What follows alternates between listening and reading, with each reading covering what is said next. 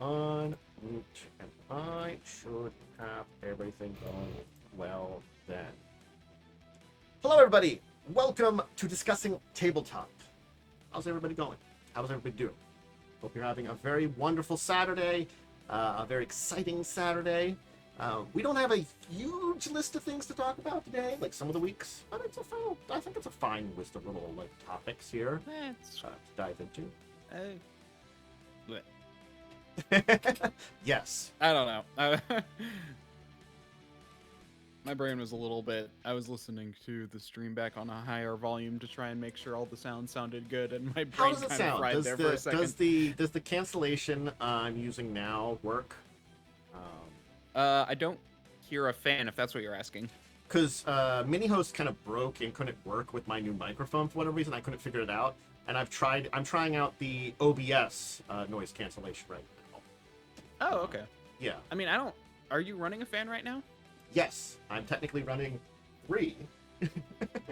Okay, yeah, it's working well then. Okay, cool.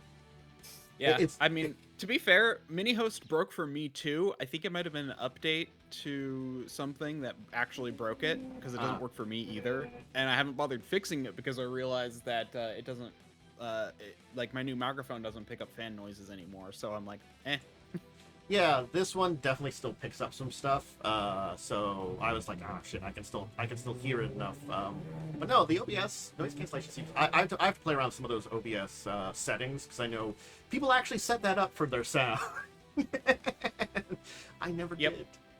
I'm terrible in a lot of ways like this sometimes. Anyway. Yeah. So yeah, I have no idea what happened. Like everything, I actually think like something broke with the way voice meter connects to outside things, and I'd have to figure out how to do it all again to see if like something broke. And it's just a pain. I literally have to relearn how to set that up every time because it's so convoluted. So yeah. Shall we get into the essence of it all and talk about some things? I think that's a good place to go. So let's dive into. We're just gonna stop by Edge of Eternities a little bit because we know the mechanics for it. It's the new space magic set. I'm not gonna lie. I think I've kind of talked about this, and this is the kind of side note for Magic. This looks like a very fun new set. As much as I did like the flavor of Dragons of Tarkir, I understand how, in the shadows of Final Fantasy, it's not going to win. Edge of Eternities might capture a little of that magic that was Kamigawa Neon Dynasty, especially because I don't think Spider-Man's going to take away from this. Sorry, Spider-Man. I guess it's the right scheduling. But, it's a space. You don't think it's going to take away from it? Yeah, I don't think Spider-Man's going to harm this one. Like, I think Final Fantasy kind of, detracted from the last set. Yeah. I mean, that was honestly almost entirely Wizards' fault. They put no effort into advertising their actual set and advertised Final Fantasy throughout the wazoo, so... Yeah, and this thing is kind of an interesting one that they're like, we're showing off the space one a little bit more. They're actually putting a little bit more behind this, it feels like. I guess... I don't know. I don't know what their marketing team don't know what's going on there. Whatever. But anyway, I'll link I didn't put the link in the chat. The mechanics link here is the big thing that I kind of just wanted to hit up on a little bit of here, because new mechanics are always one of those fun things I do like about Magic. The Unigate looks powerful. Yeah, there's definitely some interesting aspects in here.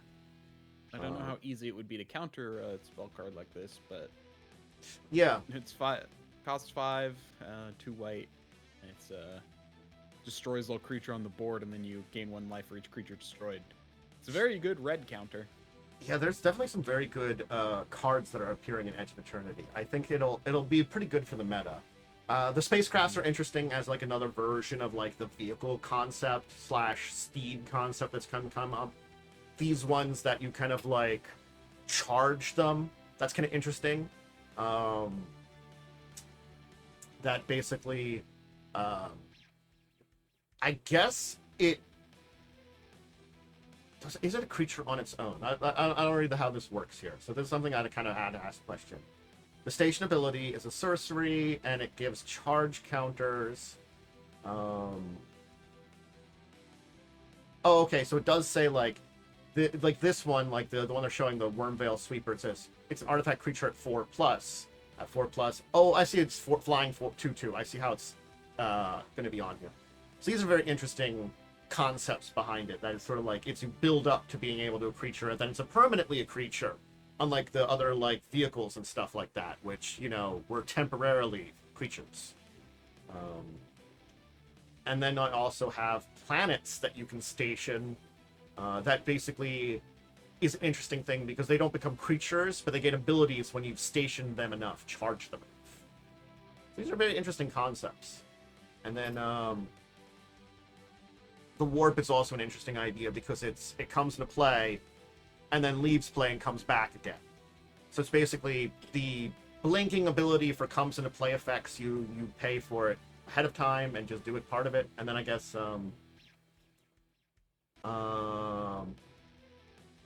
it's minus 10 minus 10 target for it. If a non-land permanent left the battlefield on this turn or spell was warped this turn. So void, either something leaves the battlefield or reacts to warp. And then, of course, they've got these lander tokens, which search for basic lands. So another type of token with clue and food and maps. Again, all these things are fine. I don't think there's anything that blows me out of the water for, like, a really crazy ability here. I think that's what I'm going to say about it. You know, it's a lot of... They are all very slightly different, but also based on a lot of existing mechanics that have been before, you know? I think that's where Magic sometimes works best, is exploring things they've already discovered and just kind of playing around with it. So. I'm just kind of interested about these insect people. Yeah, they've got these interesting insect creatures, but they also have, like, the return of slivers, which are a notorious type of creature.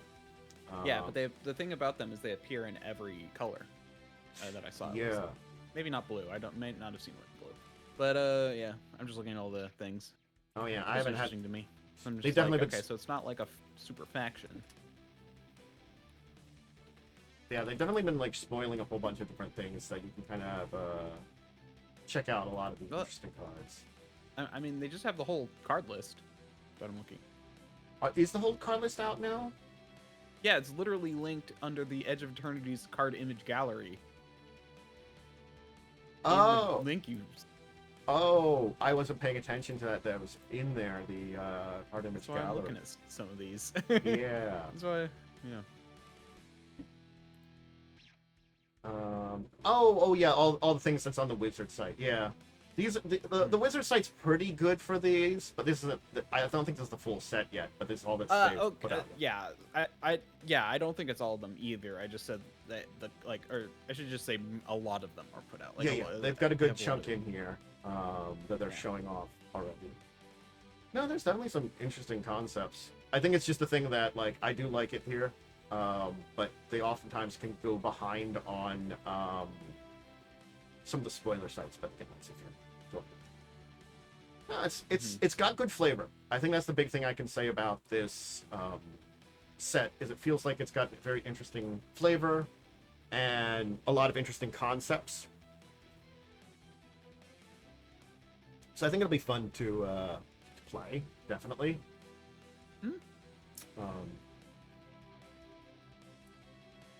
Lobster Citizen. I'm looking at the rainbows. There's the Lobster Citizens. Artifacts you control are foods in addition to their other types. You can just sacrifice every artifact as food.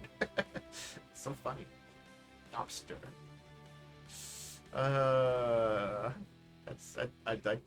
I'm finding that very silly. I'm sorry, Lobster Man. He entertains me, but he exists as a card. Yeah, so. I mean, there are a lot of cards here, so I wouldn't be surprised if this is most of them. It's just they might be saving a few for some other thing. Usually, there's like there's probably a little bit more that they'll probably finish up with, but we're probably pretty close to what's being done. I'm curious because I mean, again, I feel like some leaks. Because Momo said there was leaks, so my thought is they jumped the gun a little bit to try and get ahead of that. Mm-hmm. Curious if there's any other slivers in Thrumming Hive Pool. I'm just curious. I didn't notice any, but it doesn't mean there's not. Anyway, that'll be a future thing, and also the thing that just the Dawn Sire is pretty cool too in the artifacts. Definitely, there's some interesting things there, and I'm interested in what the fuck's going on with Tezzeret. Me as the kind of lore junkie I am for a lot of lore and games. I'm just interested. So, Edge of Eternities will be probably. I forgot to get the release date as a closing stuff. I could have grabbed that to. Releases quite a while away, since August 1st, actually. So, if the pre-release is going to be the week before, actually, that's not too long. I forgot we're in the middle of July. So, yeah, that's actually not too far away. That's me, forgetting the time. What's going on with time? Yep. Okay. I guess the other big thing related to Wizards is, of course, the D&D is going to be a franchise model, which I'll believe the Okay, there's upsides and downsides to this. I agree on that one. I think the biggest thing, like, Mom was like, oh, I think it's a good idea. And it's like, I actually do think it's overall a good idea, but I still think they're doing it because they're trying to downsize. Because from what I understand, franchise model is basically what Warhammer does, where they just let people do their thing, but just monitor it. Yeah. Because basically, if you think about, like, I mean, franchise is most popular in the food industry, where it's all like, basically, you pay for the right to use the name and get all their products and stuff and everything, and all you have to do is manage your thing, with a bit of oversight. But there's actually a lot of freedom they have in that kind of thing. So it's like it kind of will create a lot of freedom, which will allow these other things to move forward. But honestly, I see this because basically by moving like everything to like one place, or because they're saying, manage everything and I don't know, under one roof, and I'm just like, I see that as them like consolidating and downsizing. Like, I mean, they've been doing downsizing for a while anyway, but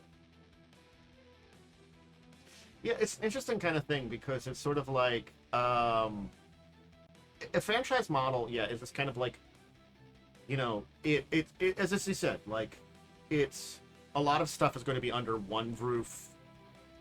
Theoretically, it's moving jobs around. Whether jobs exist or don't exist will be part of the entire thing. Certainly, the person that they're putting in charge of it has been there. He joined in 2022. Not the greatest year to join, but again, head of studio, then senior VP of digital games, which is interesting to be, and now the head of the franchise. And it's someone that, is like, it's like when they say he was in Halo, it's not necessarily the best person in that position when they were in the Halo franchise helping that out. So it's sort of like, that's kind of okay. Yeah, it's Halo Reach to Halo Infinite. I forget which one Halo Infinite is, but pretty much during that dot period where, like, I think. Halo Reach was a good game, but who knows if he was, how much say he had in that. That was still. That was the first one that you're part of, so you might have. Yeah, and that. And, or just his role might have been a little different. But if he did end up getting in charge of like. It's the problem that is, from what I've heard from most people, again, it doesn't mean that I don't play Halo games, is pretty much there's a lot of stuff post-Reach and 3 that just wasn't good, or was at least okay. Up to Reach. Halo Wars, Halo ODST, Halo Reach. Then you got Halo Combat Evolved, Halo 4, Spartan Assault, Master Chief Collection, It's on the Master Chief Spartan Collection. Strike. Might be working now, but it was infamous for a while for problems, so they might fix it eventually. But that was on Come Out.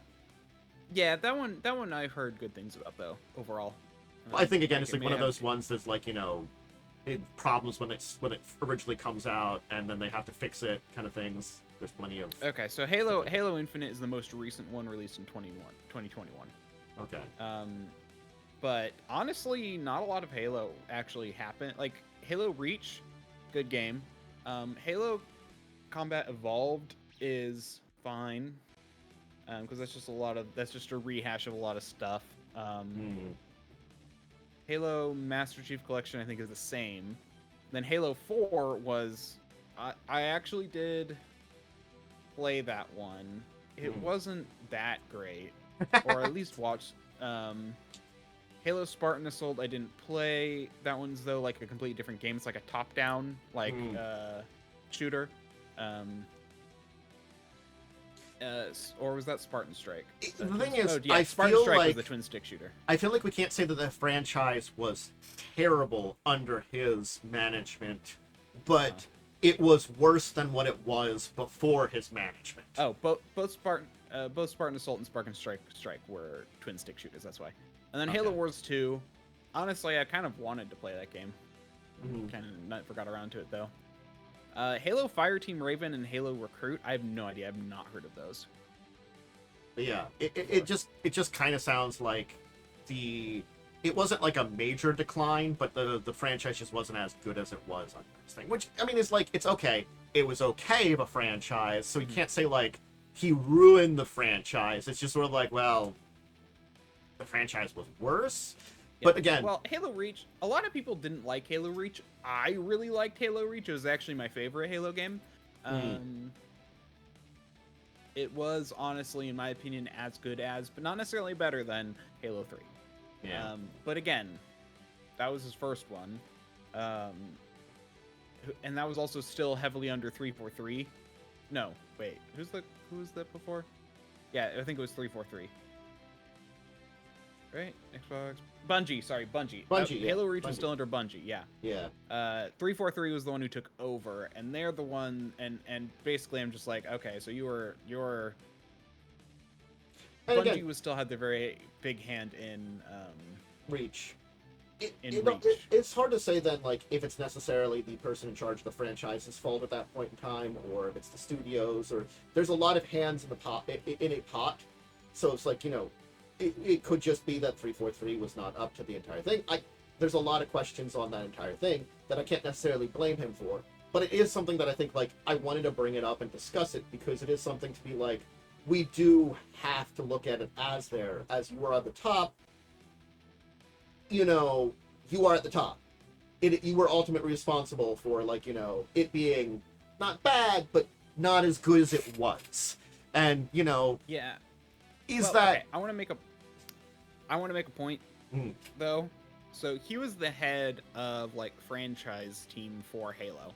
Yeah. Bungie was the ones who basically created Halo. Microsoft, I think, was the one, like, they kind of wanted to end it at Reach because that's their story they wanted to tell. They told their story. But Microsoft didn't want to, so they moved it to 343. Because I actually paid attention to this at the time.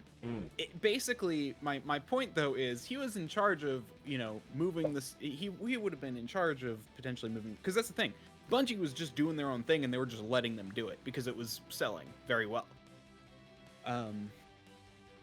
But I feel like, you know, he probably had a hand in picking the new company. He had a hand, and I'm not saying like it. And it became very, well, corporate after that, where it's like it was very, you know, just okay, we're trying to market off of the success of Halo, and its popularity declined because it was just like, oh, here's this whole new faction we're now introducing. Who's this whole new thing we're trying to start up? It just felt very. I feel like there was stuff you could have done, and that, in my opinion, because basically, Halo 4 introduced the awakening of the Forerunners, the people who created the Halos. Like, they're waking back up. Okay. Because apparently they were in stasis, whereas the entire time, the whole point is that they were dead, and these are like remnants of a long-lost civilization. Interesting.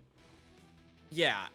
And so it's kind of just like, okay, and then Master Chief comes back, and then, okay, cool. Like, I feel like there were ways you could have gone. Like, yeah, the main story was over, but you could have done backstory. You could have explored a bunch of other nuances in the thing. I feel like it ended. They wanted to continue it, though, instead of like, okay, this is where it left off. Now what? I feel like you could have built up to it from another angle first, and that would have been way better. But who knows? I mean, again, it's this entire thing of when we think about, like, it was a very corporate management of a franchise, and there are some things, because theoretically, kind of infamous Halo TV series would have been under there. Wouldn't it have been? True. Yep. And that's part of the franchise. So, again, it is a lot of hands in a pot. I can't just blame one person, but you do have to, like, look at a person that's in a high rank and be like, hey, you know, some bad things happened under there. Can we trust you? I don't know. Hey, maybe D&D's easier to never mind. No. So he would not have had a hand in Halo because that actually came out in 22 when he was switched to Wizard. Well, what I mean, if it came out in 22, then it would have been like being made in like 2021.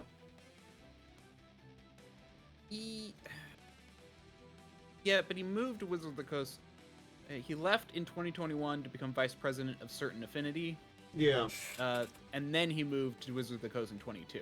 So honestly, he may have had some hand in it, but like a lot of the development would have been afterwards. Very early. In my opinion, it would have been very early on, which I don't think the idea of the movie was a bad idea, which is probably where most of his hand would have been. So, okay. Yeah. It's more handling of the video game franchise. That's better. That's better. Yeah. Here's the thing.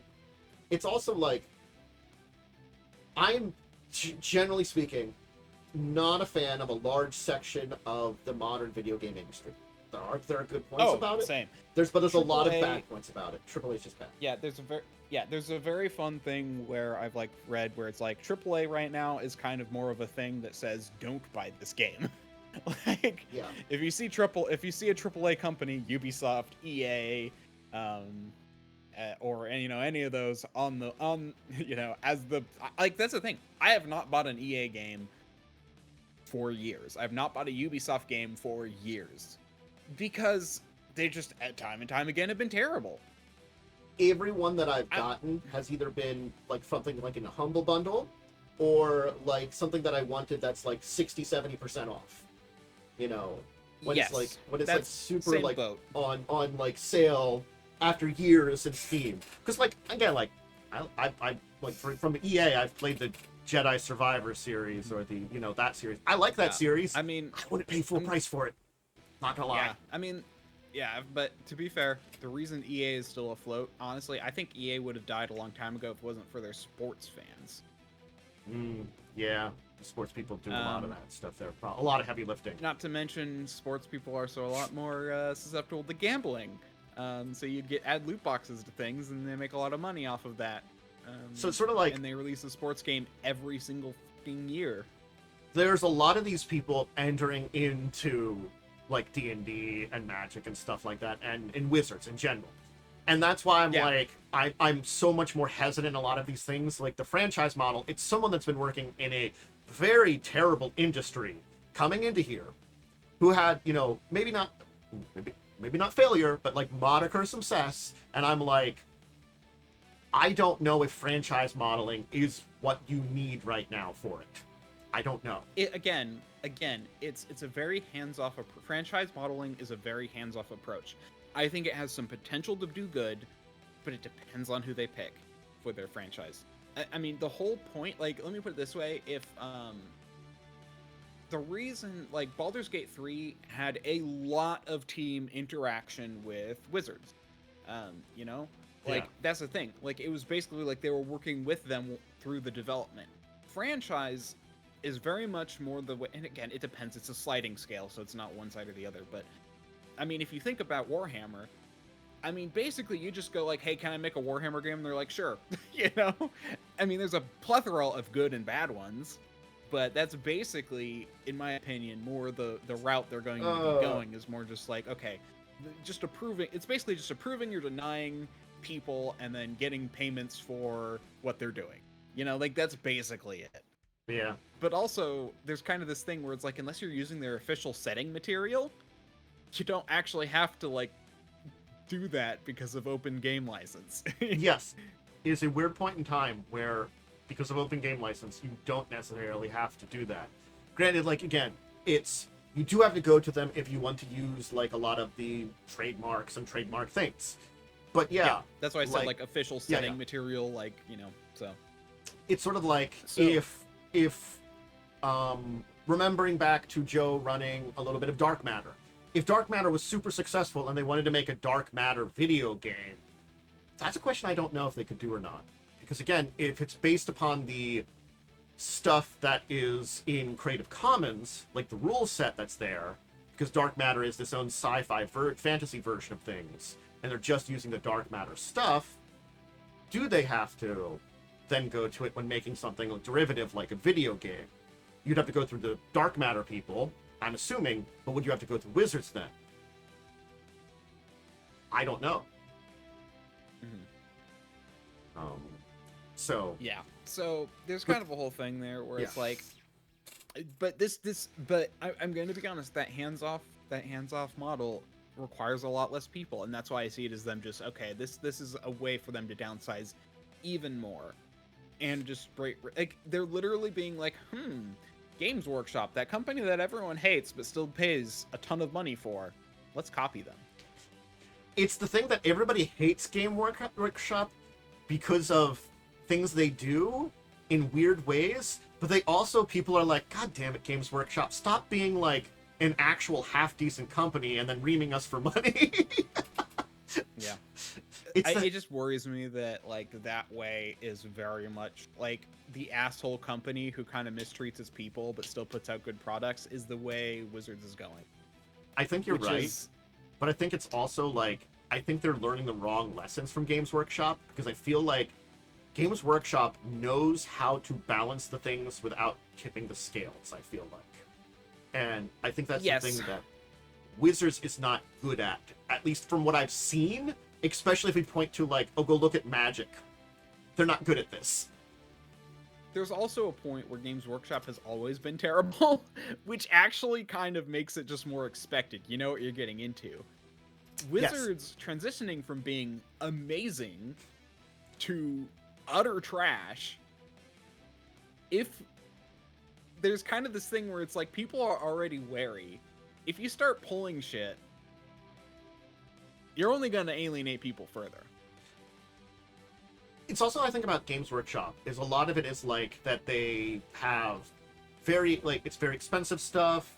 They, you know, they have their own release schedule. It's all these things that are like, it makes people dislike them. But I have to say, none of them are necessarily reaming their fans.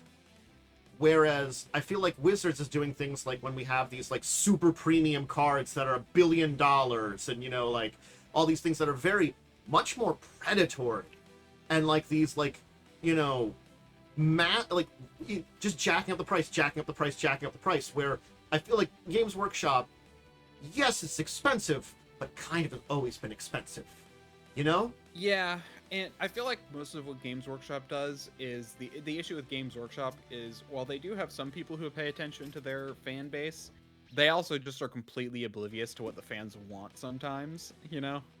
Which I think is where some of the issue lies, where it's all like, oh, here's this, like, we've been ignoring this faction forever because nobody buys it, so we're just not going to worry about it. Yeah. But maybe if you made updated versions, people might buy it, you know? So it's like they're kind of, so there's kind of this obliviousness to it, but... Yeah. It's just kind of an interesting kind of position that everything is in at this moment. So it's kind of like definitely makes it like a kind of like, well, that's going on. Yeah, we'll see how this goes. I honestly am hoping that people can take this and make it into something good because of the franchise model. Yeah. It's just going to be... It just depends on how much... Because that's the problem that I'm worried about, is the whole OGL debacle that happened was a show that they wanted to stick their hands in more things. Now, granted, this is, in theory, them taking their hands off of things, but a franchise, you can still put a lot of stipulations on things. I think franchise is not completely hands off. It's like it's more of a we're going to. I think it's sort of like they try to get that like full hand on it, and they're like, okay, this doesn't really work very well. We can't do that again. How can we still put a hand in a lot of things? I think that's the thing, is because they drew back so much then, rather than they're trying to like do something that they can kind of put that finger in now in places, you know. Yes, it's not as like hands-on as we see, but by basically like being like, oh, you want to do something with us? Oh, we can put a little finger in here now. Now you want us to do this, you know, and oh, there's a much better way. We're not stealing anything from you. Ooh, finger in the pocket, you know, something like that maybe, like finding a interesting compromise or catch in the entire thing that they were already kind of doing. It's because like literally, franchising is just so hands-off in most cases. It's very much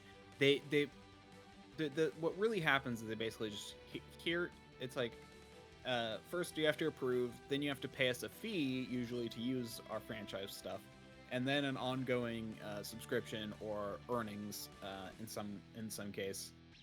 Then you've got the idea that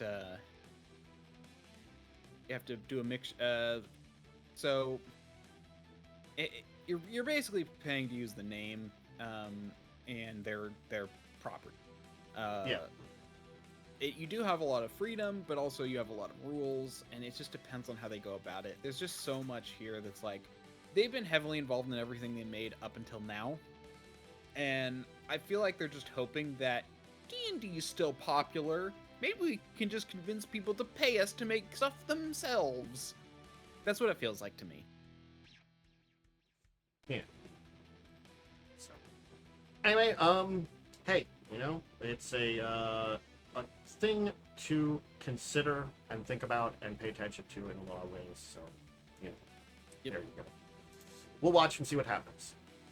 Anyway, there are some job shakeups going on. By job shakeups, I mean some people are moving around in different places and various things. We'll start with the Paizo one.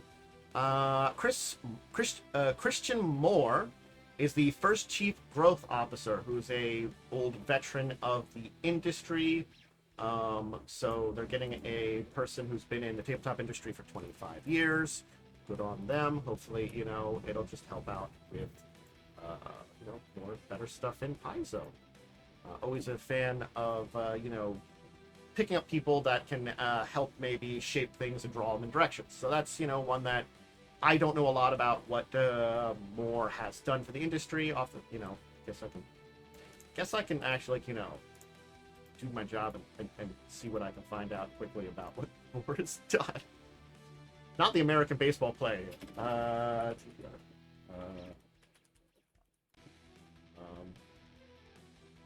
What? Oh, here, game design. Found you.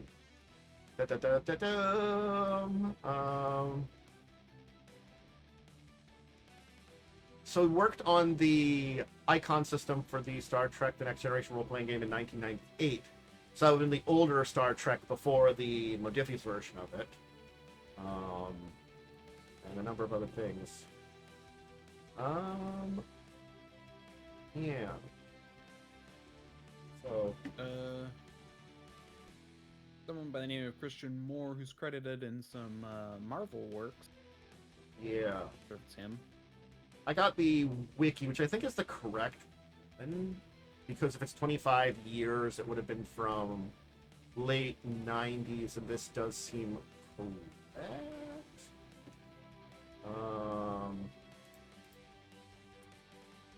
So, yeah. But there's a Christian Moore baseball player, and it gets in the way, goddammit. There's apparently also a Christian Moore football player. How dare you have a commonish name? How dare that? Yeah. If I found the correct one in the wiki, because it's a game designer, then that would make sense. That because it's what, over 25 years, they just say, more than 25 years experience, and it looks like the initial stuff they released was late 90s here with Heresy Kingdom Come, which was released in September 1995, with art direction by Moore, who gave it a distinctive look for the CCG at the time. And then worked on some RPGs and stuff like that. Worked at Last Unicorn Games Design Studio, which was then purchased by Wizards in 2000. Yeah, okay, there was a Wheel of Time role-playing game that has the name Christian Moore as an author. Yeah. Helped out the Buffy the Vampire Slayer big game. Worked at Upper Deck Company. So I don't know how long Moore would have been there.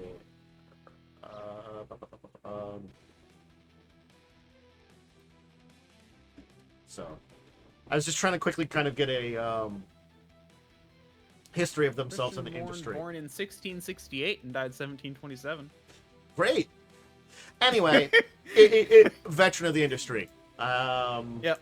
Okay. Moving on for a couple more of these things. Hey, Jess Lanzo, who was the former VP of D&D and left the company, has a new job at White Wolf. The new White Wolf. You know, as the creative director of World of Darkness. This is a weird place to go to. I was kind of suspecting, like, I was like, okay, we're getting White Wolf back. You know, I want to see who's in it. Jess was, as far as I know, was pretty decent at D&D and left with a lot of these big shakeup during that time and departed like last couple of months. Yep. So, yeah, being a creative director at World of Darkness, honestly speaking, I'm not against that if that helps drive World of Darkness in a direction that's kind of neat. Like, I mean, I feel like if you also remember, they're bringing it in-house, so they're going to be handling it more closely to prevent a lot of the problems that have been going on with White Wolf in the past. Yeah, and I feel like there's just like I was not necessarily a fan of the direction that like the things were being taken within World of Darkness, especially their 5e brand. If they bring things back into this kind of, I don't mind major changes up if it feels like reasonable if you're continuing your already storylines. I think that's kind of where I say it. If you're doing something new and different, that's fine. But if you generally continue the storylines, the lore you have, even if you have major shakeups, and it feels like it fits naturally, I think I've talked about this. And I feel like they haven't been doing that a lot, at least more recently in World of Darkness stuff, especially with Werewolf.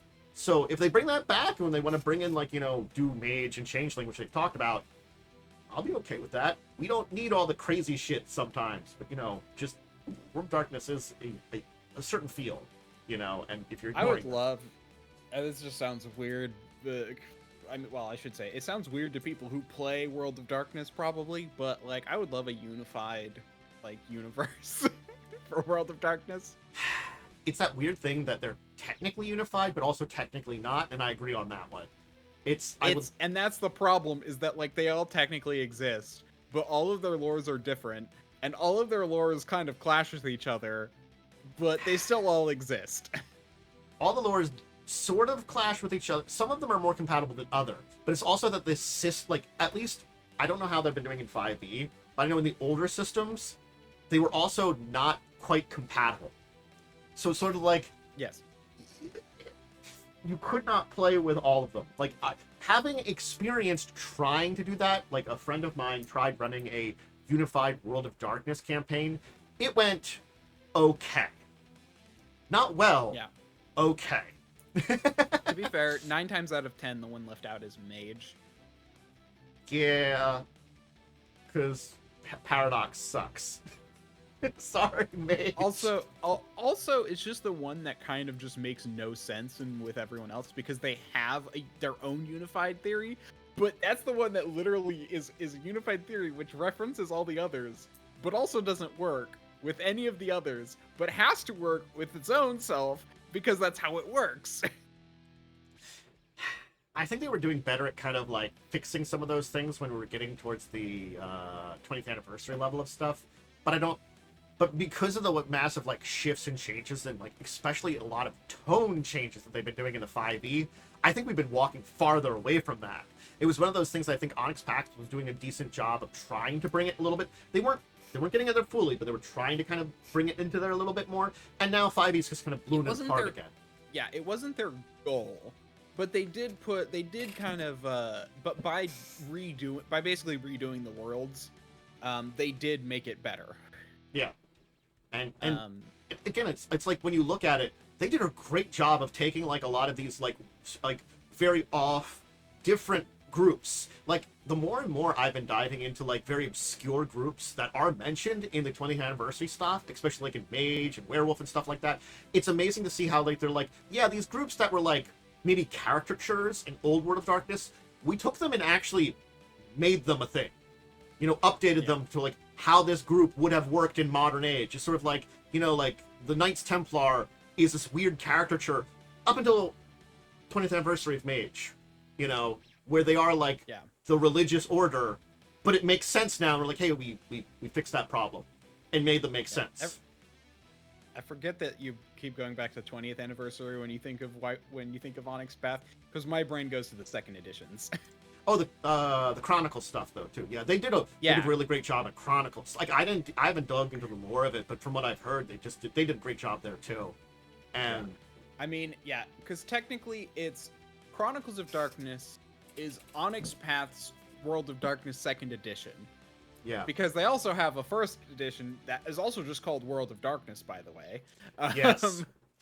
The differences are in the subtitles, such as Werewolf the Forsaken instead of Werewolf the Apocalypse. So it's Werewolf the Forsaken 1st edition, Werewolf the Forsaken 2nd edition, also known as Chronicles of Darkness Werewolf.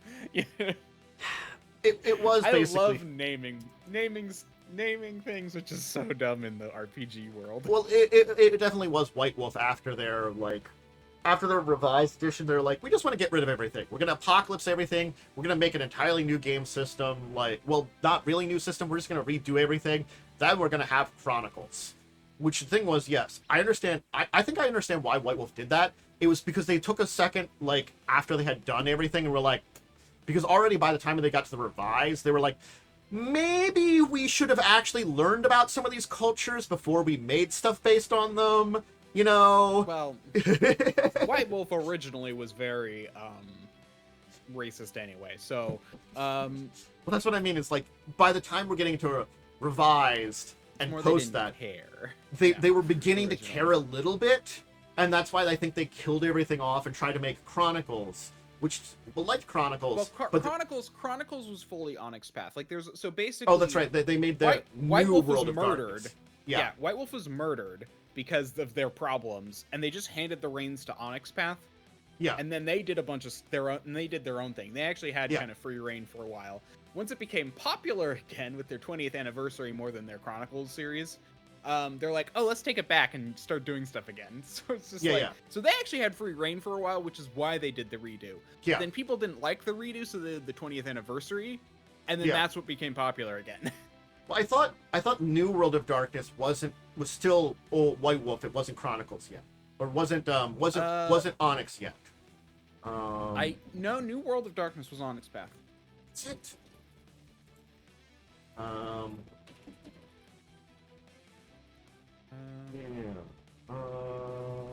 of Darkness. Darkness. Initially, the New World of Darkness. Yeah.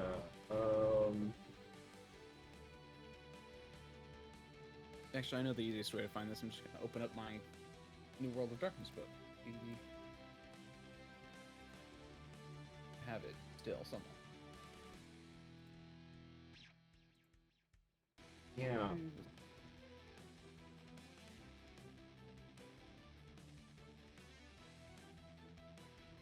First 6.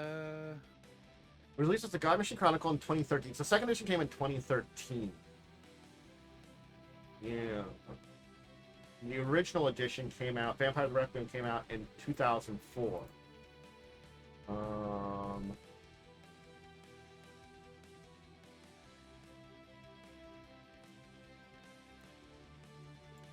When did Onyx Path over World of Darkness.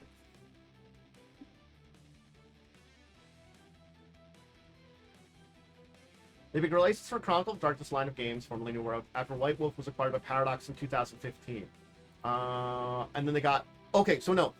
Onyx wasn't behind it, the original, because the original came out in 2005. Oh. And they took over and made... It was CCP Games. Yeah, CCP Games. Yeah, I just found that. CCP Games had taken over. Basically, White Wolf kind of died and was having problems. Yeah. And CCP Games took over from them. They were the ones, I think, that drove the New World of Darkness. Yeah, New World of Darkness didn't really help work a lot, and kind of things died for both of them. Then Paradox took it over, and when Paradox took it over, they gave the reins to Onyx Path for Chronicles. Chronicles did well, so they gave Old World of Darkness then to them too. So the reason I thought it was or them who made New World is because they actually continued making New World for a while. But then they decided, you know what, we're just going to redo these and make a second edition of all of these, and then they did that. Yeah. So they may have the first just thing come in with it. Yeah. One of the first things they made, if I remember correctly, for Chronicles wasn't even. So they made Vampire. They made an update to Vampire. Then they made an updated rule system, which wasn't even like a rule. It was just, if you have the old book, here's the updated rules. And then that became popular, so they made a full rule book and a full rule book for the new Vampire, and started calling it Chronicles. Yeah. Yeah, that's interesting that they kind of. Because Onyx Path put that. So I guess what happened was, Onyx Path was beginning to work on the new Chronicles stuff before Paradox. Basically, I think what they did is they came in and picked up the pieces from CCP, probably. Yeah. Basically, they were like, we wanted to work on Chronicles, can we? And they were like, CCP was probably like, sure, because this is before the Paradox thing. Because after Paradox took over in 2015, Onyx Path got like full reign of Chronicles for a bit, and then full reign of Old. Trying to understand this timeline is a mess because of all, like, honestly speaking, White Wolf Studios kept dying and coming back from the grave so many times. The reason Onyx Path is exclusively working on Trinity and Scion right now is because they actually bought those from White Wolf and CCP. So they own them. They own Scion and Trinity. I figured that's why they were doing Trinity stuff. Like, because they kept doing Trinity stuff. Yeah, like, I thought they were still licensing it from Paradox, but no, they own it now. It's interesting that they bought both Scion and Trinity too. Like, I thought the Trinity, like, they had to have like some kind of like stake or ownership of it because of how things kept going. But no, that's interesting. They ended up buying both of them. Yeah, I didn't realize they bought them. I thought they were still licensing them. Anyway, so new big creative director, you know. I honestly see it as a positive. I mean, everyone who's left White Wolf is good, and I mean D&D is good, and now has good jobs, hopefully. You're right. Sorry, Wizards is what I meant to say, not White Wolf. W's brain hurt. No. Hey, if this is the new version of White Wolf we have now, it's like, I think it's in branding and company. But we have different people now. So hopefully these people will be able to, like, you know, build up a new and better company, and having things all under them now will just, you know, improve it all. Well, hope for the best. Anyway. There's one more thing in the job shakeup that I wanted to say, and this one's an interesting one. Because, Cynthia Williams. You know Cynthia Williams, who had been at D&D and was not at D&D anymore. She went over to Funko. Funko. They've got rid of her there too. After like a year.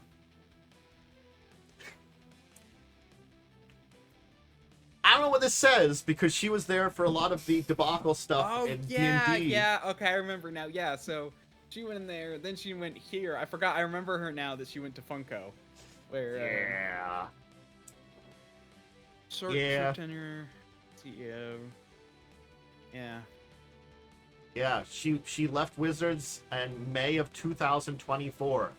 man, she was there for such great things that happened over at Wizards. Under her watch. Is now back, who was there for a little bit.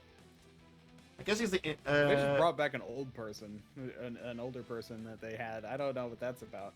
Well, it's there's the person who was interim CEO before, when they lost their own CEO and before Williams took over. Cynthia. So they just put the interim CEO back, and so it's like, hey, okay, you can be back in charge again. Ooh. Apparently, they're losing a lot of money, and so I guess they blamed her. Even though probably a lot of things that are going on right now and the economy probably don't help. And honestly speaking, Funko as a brand, I think, is also losing a lot. I guess there's still some popularity to it, but it's like enough. But I don't know if there's enough popularity to it still. Mm-hmm. So I don't know. I can't say for sure whether or not it is actually her fault this time, but she's getting the point. I mean, she should have fit right in at Funko. I mean, she was behind the ramping up of Universes Beyond and Secret Lairs.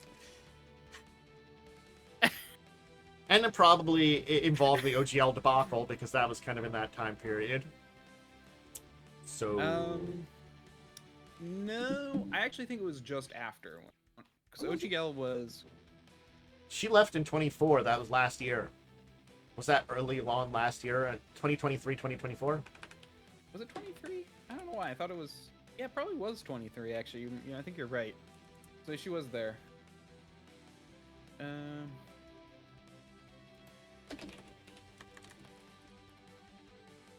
Did this happen? I'm not realizing it was 2022 into 2023. So she was there. Okay. Yes. It's the problem that, like, it's kind of hard sometimes to... I remember it was the beginning of the year, but it's kind of remember which year it was, because, again, there's so much stuff going on. That's where I was at. Was it the beginning of 22 or the beginning of 23? Because she joined February 22. So if it was the beginning of 22, I'm not sure she would have had enough sway to be involved. It was 23. Like, yes. Yeah, so she was definitely a part of it. Yep. And then, but she did see the release of Baldur's Gate 3, so that was at least a good decision.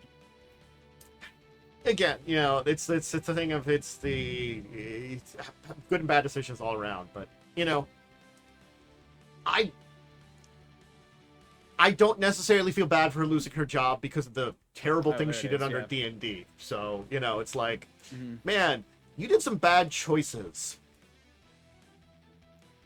I don't think you should be in charge of something. You probably already have a lot of money to anyway. Not going to lie. You are a CEO of stuff. She'll probably be fine. And probably find a new job somewhere.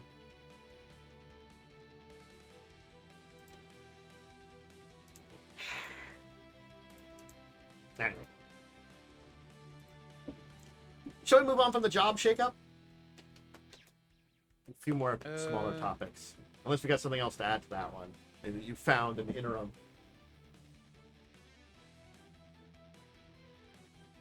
No, that's not the right person. I was kind of trying to see who, like, was she someone who was born into money and like but it's hard to find that kind of information. Anyway.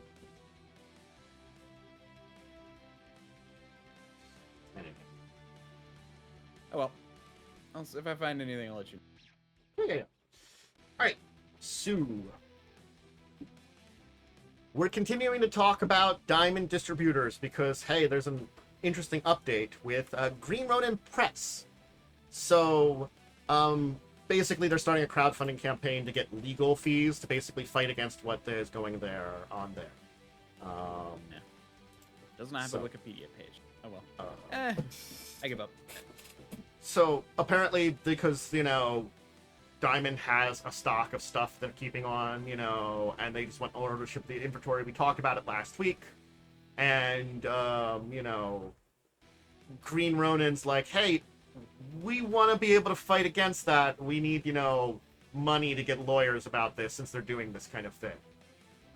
I mean, yeah, and described as a dire financial threat to our company, not just today, but well into the future.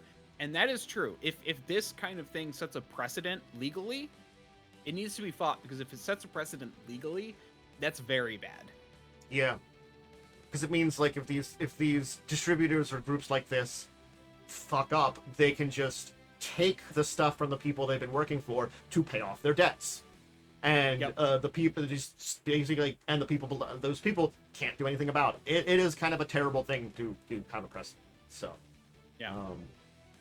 yeah.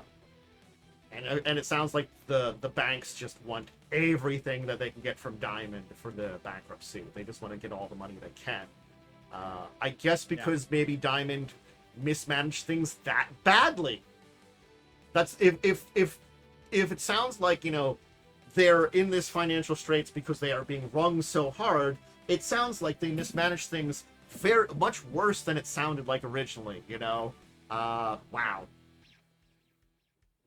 So, because they already bought it, but they haven't paid for it. Yeah. So it's kind of like, I mean, I get that. Like in the business world, there's always terms. You always, it's usually, you know, net 15, net 20, net 30, net 60, etc. What basically means is you have 60 days or 30 days to pay off what you just bought. So they, who knows what their backlog could have been? You know, maybe they even had net 90. So there's kind of this whole thing where it's all like, they're basically just, it's basically just stealing. Like, they're basically saying, oh yeah, we got it, we can't pay it back, so yeah, we're not going to. Yeah, so basically, it's still a chunk of money. They need 50,000 to basically be able to, like, handle a lot of what's going on now, because they're already in, like, a lot of problems, you know? It's sort of like, you know, everything that's going on in the financial world, getting a new distributor, you know, basically being able to get a lawyer in with them and get in with whatever kind of class action people are going against this, you know, they have to have a say in it, and, you know, so they're going to go fund me for it, you know. If you're a fan of their stuff, you might want to support their things. Ronin has done some great things, but, you know, that's... I'm also going to post a link to their GoFundMe itself. Oh, yeah, good call. Put that in my notes then, too, so that I have them. So again, like, it's... If you're a fan of their material, you know, this is a thing to kind of throw against. And this is one of those things that I'm like, yeah, we don't want this. You know, we want these people that are publishing the games we love to not have to deal with shit like this. So, yeah. Anyway. So good luck, Green Ronin. Good luck, everybody fighting against Diamond and their basically assholery at this point in time. I do not like right now that everyone's saying, oh, Diamond is such an asshole.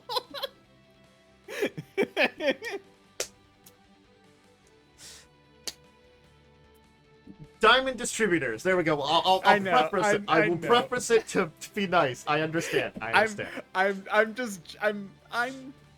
joking. It's just kind of this thing where every time you say Diamond, my brain for a second goes, me? No. I didn't even think about it until you said it, and now that's all I think about. Yep. Anyway. Oh, I didn't throw that too. Yep. Anyway, okay. Let's continue on with, hey, we're getting another Star Trek Adventures second edition book, and this is an exploration guide. You know, because it's, like, a big theme in Star Trek, so it's probably a great idea to have an entire guide on the, you know, one of the major themes of your game and world.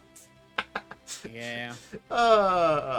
Honestly, you know, it's more character options and stuff like that, and, you know, stuff for these kind of games and stuff like that, and it's good.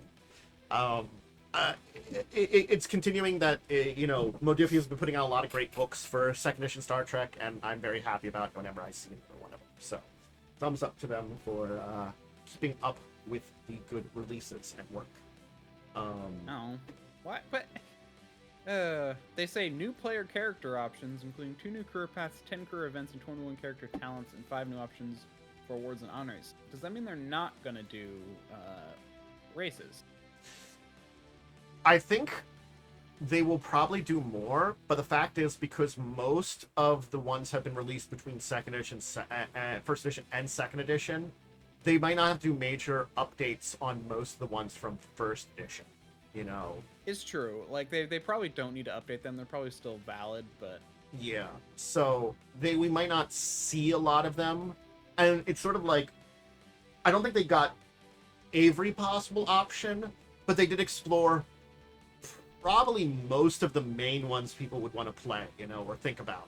There's probably a couple like honestly speaking a lot more random one or two off species that are out there in the universe that, you know, like show up a few times that we haven't talked about, but they're not as common, you know. So anyway.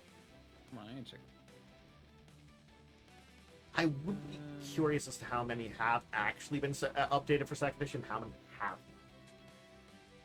Oh, I actually like their spatial features checklist. This is nice. It's actually useful in other games.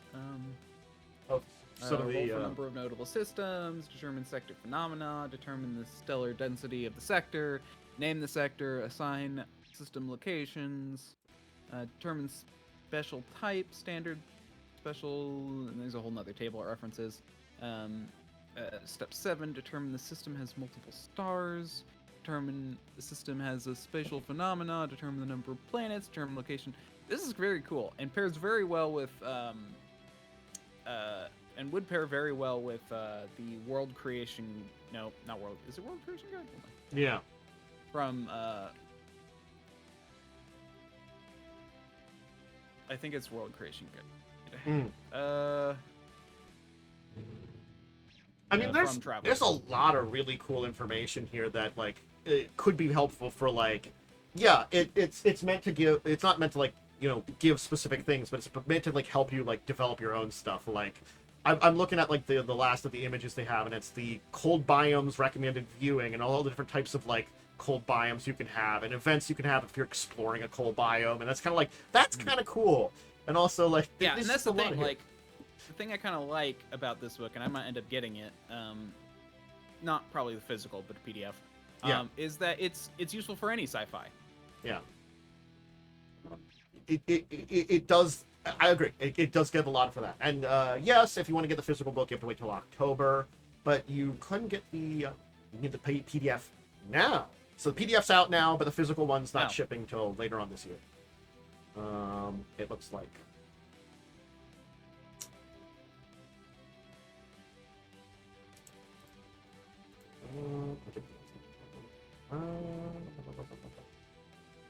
What is this called? Star Trek. It does say the PDF new arrivals. Is there other new arrivals? Star Trek Second Edition Exploration Guide, stock coming soon. When you click on it, it says if you pre-order it, you get the complimentary PDF immediately upon purchase. I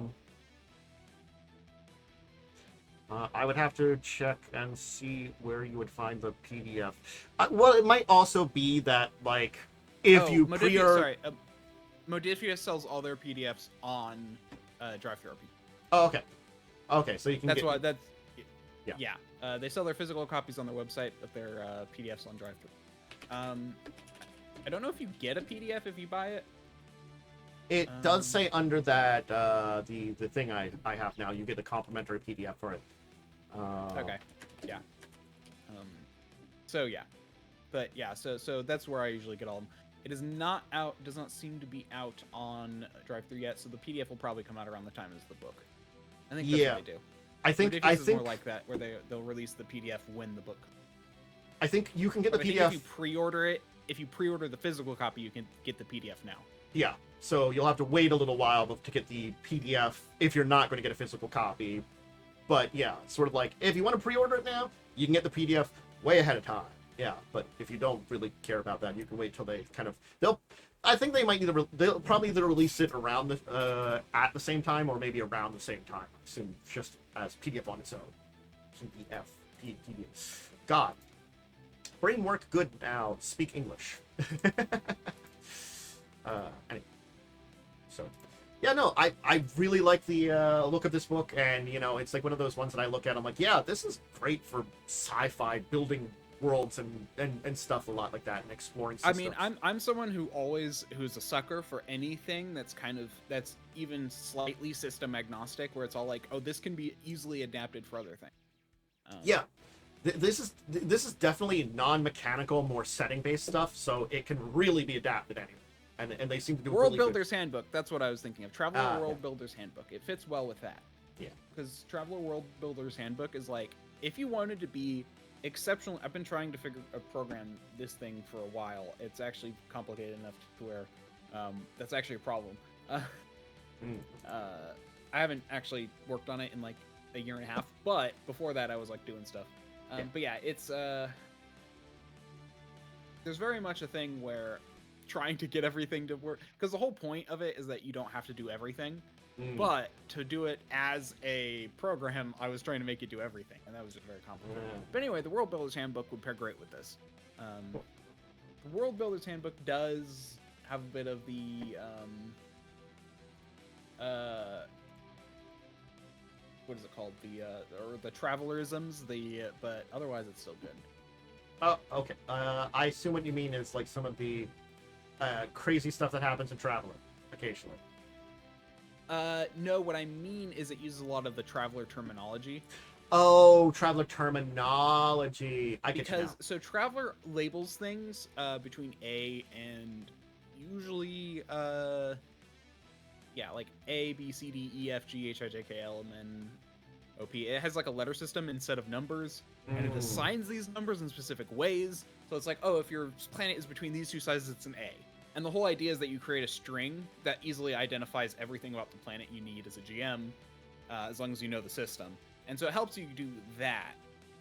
The issue is that's you know, a little bit weird for other systems, and if you don't know how that exists, it's weird. Gotcha. That's what I mean by travelerisms. It kind of goes into that, but it also goes into like, you know, literally it will tell you how, like, oh, what class of star, like it'll help you determine what class of star, what kind of planets, where's the habitable zone around that star, so it's like, it's a crazy thing. Crazy. Cool. I love it. I love how, like, literally it has literal mathematical formulas. Like, luminosity equals diameter over Earth diameter squared times temperature over temperature Earth diameter squared, or Earth temperatures to the fourth. It's like, or sorry, solar mass. It's diameter over diameter of a solar mass squared times temperature over temperature of a solar mass of our solar squared. Yeah. So it's like anyway. I love this book. I think I talked about it before a while ago when it came out, but I love this book. So that's a cool book. Hey, we're getting the Lord of the Rings starters for the two games. My point. I should say my point though. I think I totally almost forgot to make was that I think this feels more like the event side. Like it'll do some of that. I doubt it will be in as much detail about the actual physical elements, but I feel like it's going to have a lot of like, you know, like it has events and it has other stuff which will, I think, pair very well with this, and that like you can build an ice world, but now you can have things that like have events for an ice world, you know? Yeah, it's gonna like mention some, like, if you're checking out something on an ice world and or an area of ice on a world, you know, what kind of events might happen while you're exploring there. Yeah. You know, granted, what kind of stuff do you have to think about? Yeah.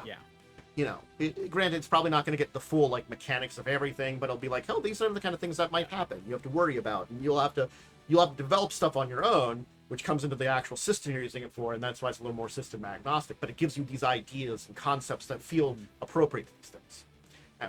And, but I just love World Builder's Handbook because it's like literally like they were not afraid to make it complicated and give you a lot of math, and I'm just so happy about that.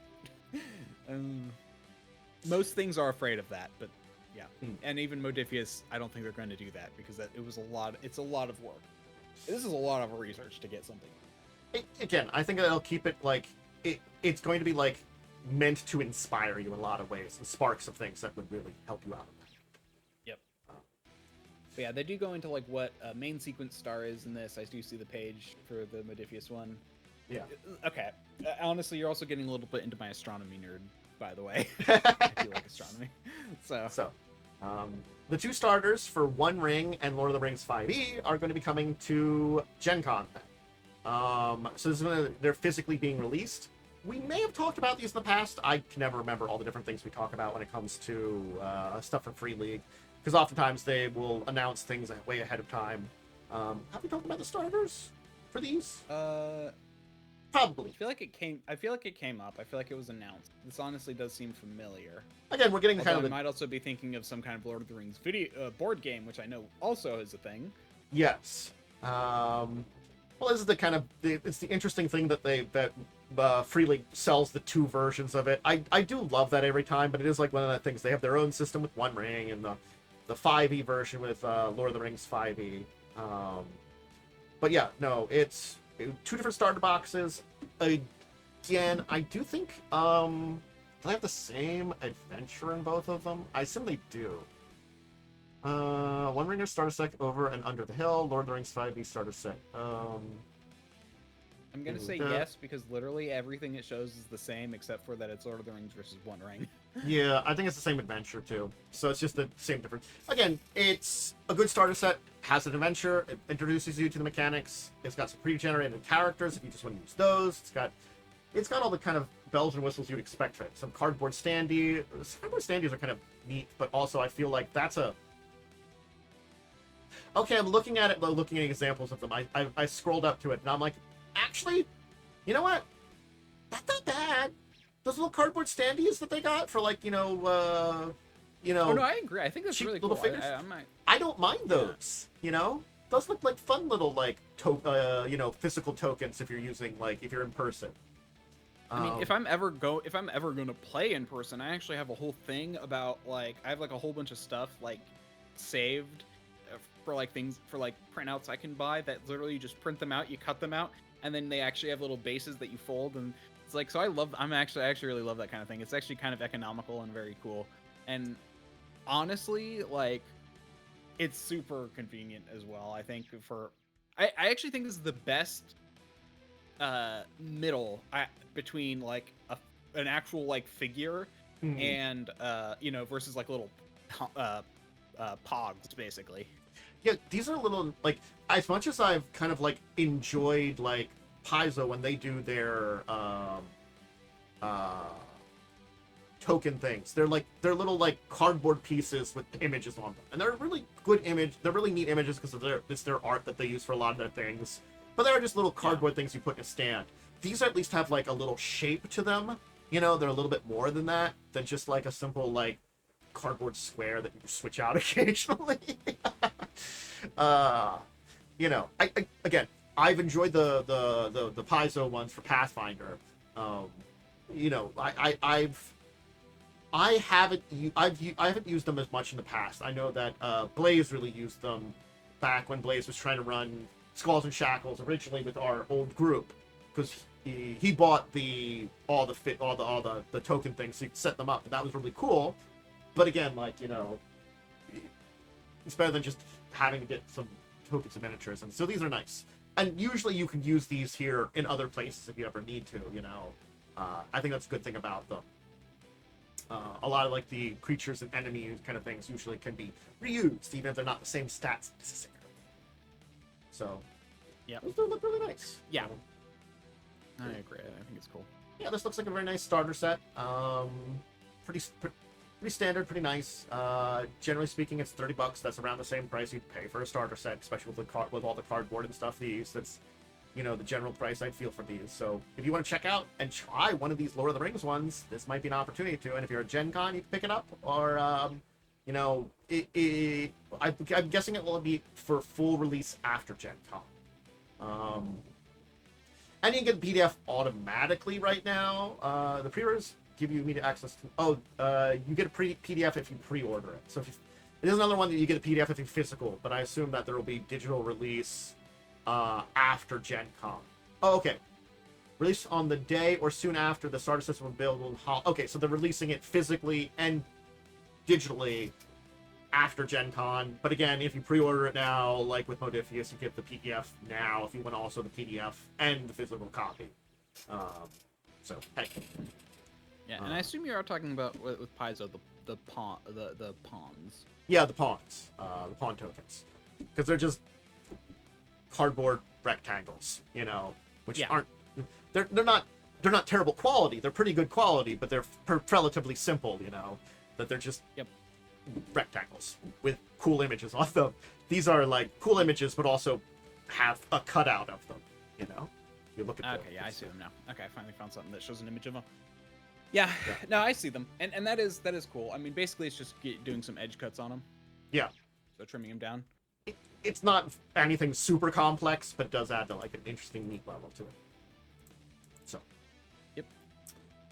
Okay, and to finish up with our last of our main news-based Although I do topics. think it's cool that with Paizo you can just you can get a bunch of them.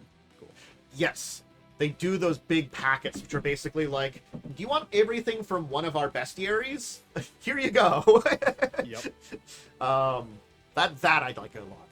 So, Tycoon Games, as they're now called, Wow, has only like $24. That's very nice. They have good prices for those too. They honestly do. They're really good. I guess it's because they're just reusing all the art that they had from the bestiary, so they're not paying for more art. They're basically just like, hey, we can pay for just these like cardboard things here. Pay for printing. Yeah.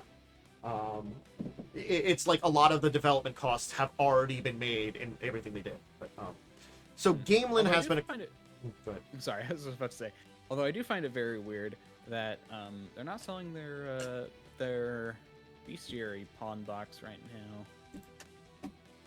I don't know what. I think because it's the bestiary, and so it's not the updated monster core, but I don't see one for the monster core, which is what's odd to me. Yeah. Oh, I see. I found a link for the monster core pawn box. Oh, did you? Yeah, I quick. See it. Oh, maybe because. Oh, I think I know why. Because well, the monster core pawn box is $75, but it is a lot of them apparently. Yeah. $10 for the PDF. I guess if you want to do your own prints out. So. Yeah. Which I you think, then could do your own edge cuts. Yes, if you really wanted to, you could do your own, but you just got the PDFs. But if you do want like all 450 of it, which I'm guessing also have a lot of one, because they do them actually to size appropriate to what the token should be. So keep that in mind. And there's some big things. I assume that's why it's $75 for your giant dragons and stuff like that there too. Yeah, a lot of the other ones that I'm seeing are only like 120 max. So this is 400. So yeah, that makes sense. Yeah. That it's like 4 times the price. Yeah. Only 3 times the price. For 4 times the bonus. So anyway. And you get the adventure path ones too. That's all the stuff for the adventure paths. And so those mix in price depending on the adventure. Like, yeah. So probably yeah. Anyway, sorry, I just found that cool. Yeah. Anyway, but I didn't realize they did that. I do like those kind of things though. And the other ones are also not too bad. Yeah. I actually think they are the best middle ground. Like they're the most economical that you can get, in my opinion. Without going from it. Yeah. Those little pawns are not. Yeah. Go ahead. I should clarify. I think they're the best looking for their price. Yes. Because obviously you can go very big for the actual minis, or you can go for usually little pogs, rather than the pawns, which are just little rings, which are pretty common. But I don't think they look very good, and they honestly aren't much harder to make than pawn. So, yeah, these are pretty good. They just again same artwork that they have. They are to size. They have they have bases of all the sizes that are appropriate to the game. So you can just put them on a normal 5 square the normal inch square grid. Is that the standard size in real life? Yeah, 1 inch grid. So like a medium creature will be just 1 circle and et cetera up on the size. I like it. So Gamelyn has been acquired by Tycoon Games. Gamelyn I knew a little bit about because I played Tiny Epic Dungeon Adventure once. I forget who owned it. One of my friends, it might be Blaze, might be someone else in my old physical friend group, owns one of the Tiny Epic games, and I've heard of some of the other ones there. So it's kind of interesting that so Tiny Epic Dungeon Adventure is the new one. That's the Tiny Epic games, though, like Tiny Epic Dungeon or something. I think it was the original Dungeon Adventure's the new one, I guess. Tiny Epic Galaxies, Tiny Epic Dungeons, Tiny Epic Dinosaurs, Tiny Epic Quests, Tiny Epic Zombies, and Tiny Epic. They've done so many more than I thought. Oh, never mind. There's 78 more. I just noticed the view more often. Okay. The Tiny Epic stuff. There's a lot of them. Tiny Epic Crimes is the most recent one. Here's the thing. I think this was like a decade ago, so it makes sense that they've come out with a lot since then. Oh, nope, sorry, I missed. Tiny Epic Cthulhu is the most recent. So it's interesting that, like, not only with kind of... This is ordered very strangely. Yeah, not only with rebranding, they are on a big, like, acquisitions kind of things of, like, becoming publishers and acquiring a lot of brands and stuff like that. It's an interesting move, and I'm kind of waiting to see if this makes tabletop Tycoon games a much bigger leader in the industry. I always thought they were pretty decent sized, but they were definitely not up there with some of the bigger publishers and stuff like that. Nowadays, if I'm talking like, we're not talking like Wizards and stuff like that. We're usually talking about like things like Steve Jackson does a lot of stuff, Cobalt Press. There's a couple others that I'm trying to think of off the top of my head that are big, like, names in the publishing kind of thing. Modifius does a lot of stuff there, and of course, then Asmodee, as it is now, is a pretty big name. And if they're trying to, like, get into the bigger market, it's going to be interesting to see if how well the success they are. It's not necessarily a bad thing. Tycoon Games, from my experience, has done a lot of great games under their umbrella before. Everdell is actually a favorite of mine that I really do like a lot. Everdell's a really fun series.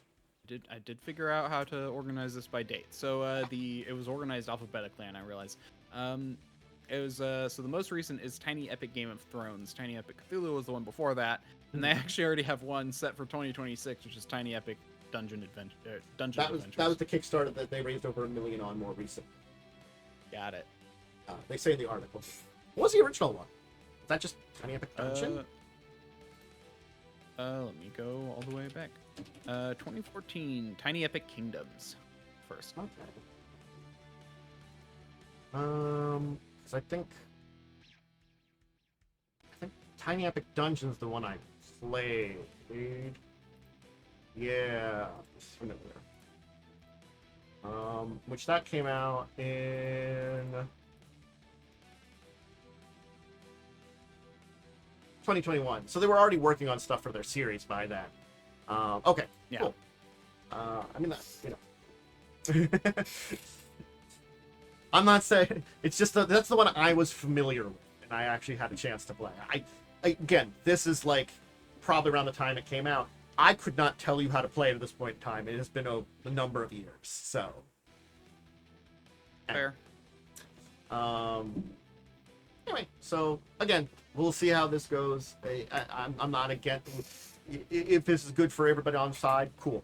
Yeah.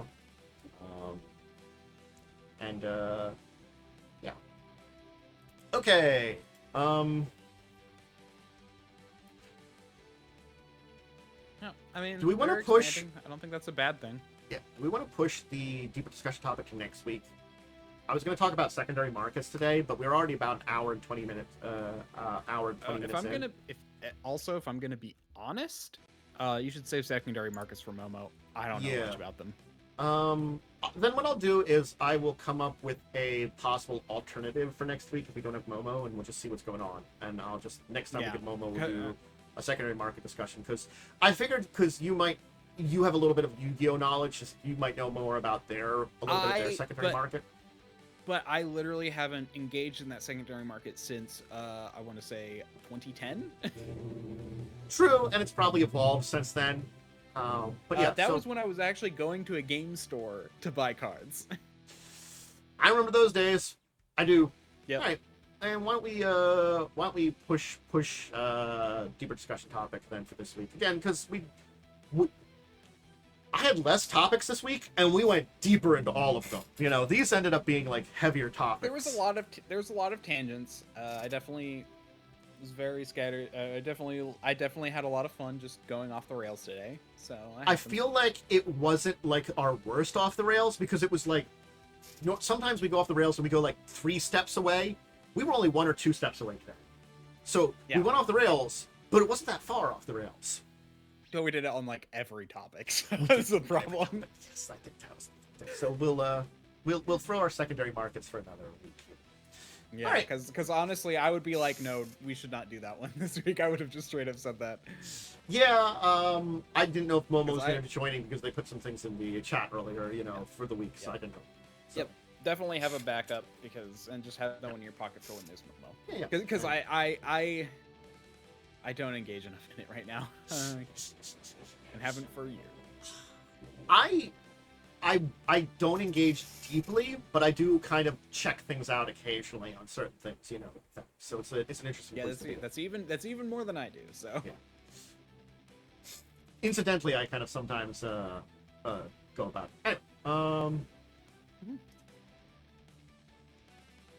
Our week in gaming? Yes, our week in gaming. Sorry, it was just for a second because I closed the tab and it ended up on a tab, and I'm like, I gotta fix that. It was seeing something that I was gonna talk about next week, and I didn't realize I accidentally had already talked about that, but now I noticed that. Because my video came up in a search. I was like, I must have just not deleted that from my list of things to talk about accidentally. Yup. Okay. Well, that happens. That happens. Anyway, we had Joe's game last Sunday. Yes. Basically just a giant fight. Not much to say about it. Yeah. We started in a fight. We ended in the fight. We're still not done with the fight. True, we haven't finished the fight. Oh, man. It was a pretty big one, so that's kind of interesting. Honestly, we're all very low. Basically, the one person who's not low on resources is Yulin, because I was controlling him. He has a lot of spells, but he's still kind of down on HP, and we all are very down on HP. We ended with 2 of us down. Yeah. I think I have enough to get someone. The enemy up. is also low. Yeah. I can help a little bit because I'm undamaged for whatever reason. It just ended up everything came up Bander. My luck. Your health is your best stat, right? Is your best resource right now. I kept insulting him, and every time he cast like a big nuke spell on me, I like saved against it, and they were like all save or suck. So I'm just like, and every attack missed you, despite him actually targeting you several times. He really and you having the lowest AC out of all of us. It has been hilarious. I'm not going to lie. I don't think he rolled above a 4 against you. I think it's because I think he needed like a 7 to hit you. So he rolled like 5s and 4s constantly. It has been hilarious, and I just love it. Terrible for that guy, but it's been great for me. Yep. Joe's like kind of upset that he wasn't hitting you. I'm like, Joe, we're all not doing like crazy good, so don't worry about it. Yeah. Also, man, I found my character's biggest weakness: people who teleport. I hide behind you guys a lot, and the fact that he can just be like, I'm just gonna go get to you. I'm like, oh, okay. Fran. Oops. Ouch. Ooh. Yeah. Like, I kind of didn't... I don't know why I thought that your teleport would be a line of sight thing. Whoops. Yup. Little unfortunate for you, just a little bit. Just a little ouchy. Just a little pain. Yeah. You're still good, Yep. Yeah. So, I think... We'll see. I think it'll go well. It's just going to have been a interesting up and down kind of a little bit of adventure there, so that's been kind of fun.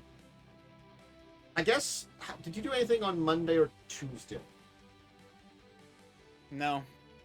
I think we had Fall Baptist on Wednesday, and I'm trying to think if I did anything else tabletop related. I think I did a game of Magic in between there, which was fine. I know, like, I played Joe in a game of Magic. He built a deck of his that he had an arena in Moxfield, so you could play it in Tabletop Sim. Just because, like, I just don't really want to get arena, I kind of was like, we were talking about it, and I'm like, I just don't want to get arena. Come on. I don't want to get into it either. It's on Steam now, but like, it's too one-on-one. And I feel like I like the more, when you're doing multiplayer, it is more casual. in a lot of ways. You can be more aggressive, but it's also like casual aggressive, because if you're too aggressive, you leave yourself open. So anyway, but yeah, we had Fall of Avonswell, which I think went pretty well. You all saved yourself from a horrible river and managed to survive in a forest and travel back to where you came from, and ran into an army that's not friendly. And now you're going to break into a town, and we'll see how that goes next time. Yep. Yeah. That'll be fun. So yeah, we'll see how that goes. I hope it'll. I think it'll go fun. Just have to see how it all plays out. Did you do anything in the back end of the week? I think you did. No, my pain was rolled out all week, so I did not do a lot of anything. I can see that being something that hits you up, so you don't want to do a lot of it there. Yeah, I think that was everything else I ended up doing. So I just had like a game of Magic other than just the normal games. So it was a both quiet and busy week in a lot of ways. You know? Yep. Alright. We'll leave it there. That was a pretty good session of speaking and talking. Yeah, and Ald's game was canceled today and last week, so there's just been a lot going on in everyone's life. So it's kind of just been one person's computer broke, another person's wife's best friend died, another person just had like something they kind of wanted to go to, and the fact that everyone else is having issues, they just decided like, hey, I'm gonna go. We probably aren't having it anyway. Yeah. So I can see that if like stuff's going on, you just were like, yeah, let's just call. Yeah. I don't mind. It was nice. I got some rendering done. Cool. All right then. Thank you everybody for joining us today. I hope you enjoyed learning about stuff. We did get into some topics that were pretty interesting. I should be back next week. Hopefully, Worm can join me. We'll have to see what we do end up doing next week then. But just keep in mind, we'll see about moving the topic or something else then for the push there. We'll see. Yeah, definitely. Because like literally, it's going to be you talking. I'll be like, I could comment on things, but Yeah. I think it'd be better to have someone who like looks at it, at least even on occasion. Yeah, I mean, understand. maybe even I could look at it this week and kind of look at the secondary market for Yu-Gi-Oh or something. But like, off the cuff, I would not have had anything to say. I understand. At least. Yeah. So yeah. Worm, if you want to give your shout out, I can throw this thing that says. Yes, I'm DiamondWyrm. You can find me on twitch.tv/DiamondWyrm or at DiamondWyrm on Twitter and Blue Sky, and DiamondWyrm9234 on YouTube. You can. I should be streaming on. Lately, I've been streaming on Sundays at 10:30 a.m. And on Fridays at 5:30 p.m. Both Pacific. Cool. Myself. That's not about show. I'll be back on Tuesday. Probably just because we're almost done it. I'll probably just do some more Jedi Survivor. I'm trying to finish it up. You know, I've got my. I'll probably talk about my opinions on the game. I've been having fun overall, but there's definitely some things about it that I understand why it's sort of like it's a decent game. It's not a great game, but it's a decent game, and I've been having my fun with it. And I gotta be honest, the characters are winning it over a lot more than a lot of like the gameplay stuff. They have some very well developed characters there. So yeah. We'll continue a little bit more of that. And yeah. Check out more tabletop stuff next week. Fall of Avonswell next Wednesday. Discuss tabletop. Check out my social media next week, same time. Check out my social media, and everybody have a great rest of your weekend then. And see you later.